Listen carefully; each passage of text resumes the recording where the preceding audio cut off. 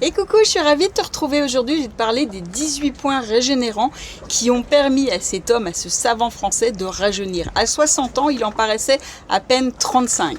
Laisse-moi te raconter, c'est une histoire qui a complètement changé ma vision de la santé et du vieillissement. C'est un inventeur, philanthrope, visionnaire, précurseur, guérisseur, autodidacte, génie universel. Il n'y a aucune mention inutile à rayer et il s'appelle Georgia Knapp.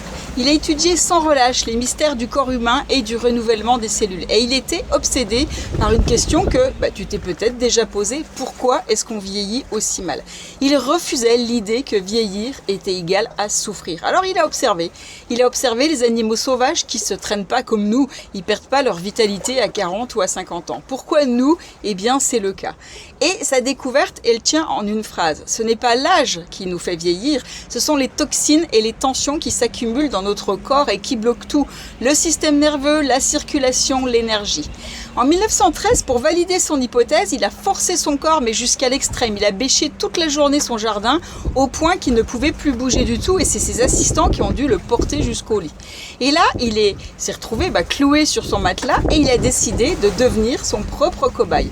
Il a testé ces fameux points qu'il avait découverts, grâce à cette technique d'automassage régénérant, et il a retrouvé la forme, alors qu'il ne pouvait plus bouger, en quelques minutes. Il s'est prouvé à lui-même que les raideurs, les douleurs et les contractures pouvaient être débloquées instantanément, simplement avec ces 18 points régénérants. Mais il a continué de peaufiner ses recherches et il a voulu attendre d'avoir ses 50 ans symboliquement pour montrer à tout le monde, pour annoncer à tout le monde qu'il avait découvert le secret du rajeunissement. Et là, il se sentait prêt à enfin lancer son défi. Donc il a convoqué la presse, on est maintenant en 1916, et il a annoncé qu'il a déchiffré l'énigme de la cellule vivante et qu'il a trouvé le moyen de lui rendre sa jeunesse. Et on le voit physiquement, les journalistes le constatent, il est marqué par le temps et les excès, il a une démarche qui est lente, il se traîne, il est voûté, il pèse 80 kg pour 1m60, il a 18 de tension et son estomac est dilaté. Il faisait ses propres expériences, c'était vraiment un inventeur de génie, et il faisait des radios. Donc il pouvait prendre des radios de son estomac pour justement mesurer et voir les différences. Et aux incrédules, il a donné rendez-vous 10 ans plus tard pour leur permettre de constater son rajeunissement, et il a fait ça tous les 10 ans jusqu'à ses 80 ans. 4 ans plus tard, son pari est gagné. Il déclare: je pèse 67 kg et mon estomac n'a plus que 5 cm de ptose. La ptose, c'est le fait que l'estomac il soit dilaté. Sa tension est tombée à 15 et les énormes poches qui étaient sous ses yeux sont presque résorbées. Et à ses 60 ans, un médecin l'a ausculté et il a estimé qu'il avait l'apparence, l'énergie et la vitalité d'un homme de 35 à 36 ans. Son tour de cage thoracique avait augmenté de 13 cm, sa mémoire s'était améliorée et il respirait la vie. À 67 ans, il s'est inscrit à une course dans la catégorie des plus de 40, parce que quand ils l'ont vu arriver dans la catégorie qui correspondait à son âge, ils lui ont dit: mais non, t'es pas au bon endroit, va là-bas. Donc il va dans la catégorie des 40 et il gagne la course avec 30 mètres d'avance alors qu'il en avait 67. Et il a été disqualifié pour tromperie sur l'état civil, mais trop jeune pour son âge. Je sais pas si tu te rends compte, mais c'est génial. Moi je veux bien cette anecdote. Pas grave si on gagne pas le prix, qu'on est disqualifié, l'essentiel c'est que les gens n'en reviennent pas et qu'on ait tous les bénéfices de ce rajeunissement. Et en 1936, donc pour la conférence de presse qu'il a donnée pour ses 70 ans, la salle est pleine à craquer parce que tout le monde veut connaître son secret de jouvence, et il explique alors qu'il réside simplement dans le repos méthodique de l'appareil digestif. Il ne sera pas écouté, il ne sera pas compris par ses contemporains, et encore aujourd'hui, la plupart des gens ne comprennent pas forcément ça, mais lui, il avait compris deux choses, justement, que la plupart des gens ignorent encore aujourd'hui.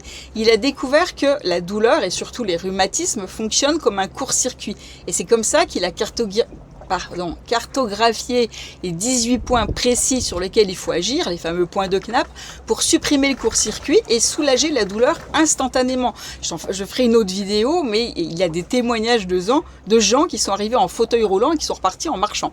C'est juste, alors pas parce que c'était une paralysie motrice, il y avait un accident, c'était parce que c'était des gens qui étaient perclus de rhumatisme, qui ne pouvaient plus marcher et qui étaient en fauteuil roulant. Et là, ça les a soulagés vraiment, mais instantanément. Et il a aussi en deux, donc en un, c'était par rapport à la douleur, fonctionne comme un court-circuit, et en deux, il a compris que l'impact de tout ce qui nous empoisonne au niveau de l'alimentation sur le corps, et il a décidé d'arrêter de s'empoisonner avec ces aliments qui empêchent ton corps de faire son travail de guérison correctement. Et c'était un visionnaire, mais comme tous les visionnaires, il a fini incompris. Pire que ça, il a fini dénigré et il a fini attaqué. C'est-à-dire qu'on l'a enquiquiné dans sa démarche parce qu'il n'était pas médecin, etc. Et il est mort à 80 ans avec un corps en parfait état de marche, mais le cœur rongé par l'amertume. L'amertume parce que justement, ses contemporains préféraient la facilité plutôt que d'écouter ses conseils de bon sens sur l'acidité et l'hygiène de vie, et ils l'ont traqué, dénigré pour son œuvre, et comme pour beaucoup de visionnaires, il a été vraiment embêté dans sa vie personnelle. Mais moi, aujourd'hui, si je fais ces vidéos, si je te montre tout ça, c'est justement pour te dire de ne pas faire la même erreur que Knapp avait prouvé par l'exemple sur lui-même et après sur les gens qu'il a aidés qu'il est possible de décider de ne pas vieillir comme tout le monde. On n'est pas obligé d'accepter la fatalité des douleurs et de la fatigue, et on peut se guérir et même se rajeunir. Mais ça demande de reprendre le contrôle et de devenir soi-même finalement le mécanicien de son propre corps. Et c'est pour ça que j'ai créé ce fameux accompagnement Guérir pour t'aider de façon personnalisée à mettre en pratique non seulement tous les enseignements de Georgia Knapp, mais de deux autres génies de la guérison naturelle que sont Pierre-Valentin Marchesso et le docteur Salmanoff. Et si tu veux savoir de quelle façon je peux t'accompagner, sous la vidéo, tu auras, ou dans les descriptions, ça dépend où tu te trouves, tu auras le lien pour aller en savoir un petit peu plus.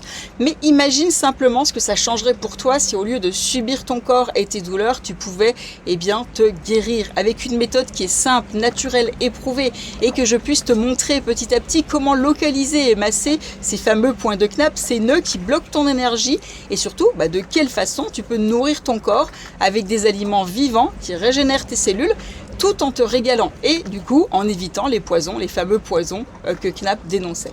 Et il avait 50 ans quand il a décidé de plus accepter la fatalité. Il a inversé le processus, il a réussi à se guérir et à rajeunir. Toi, tu n'as pas besoin d'attendre 10 ans pour voir des résultats. Tu as juste besoin de comprendre ce qui bloque vraiment et de le libérer. Tu mérites de te sentir vivante pleinement à nouveau, et si tu veux, je peux t'accompagner sur cette voie. Voilà ce que je voulais te dire, te montrer l'histoire de Georgia Knapp et surtout la preuve qu'il est possible d'agir. Quel que soit son âge, quel que soit son état de santé, il est toujours possible de faire les choses et de revenir en arrière et d'améliorer tout ça. Je te souhaite tout le meilleur et je te dis à très bientôt. Ciao, ciao!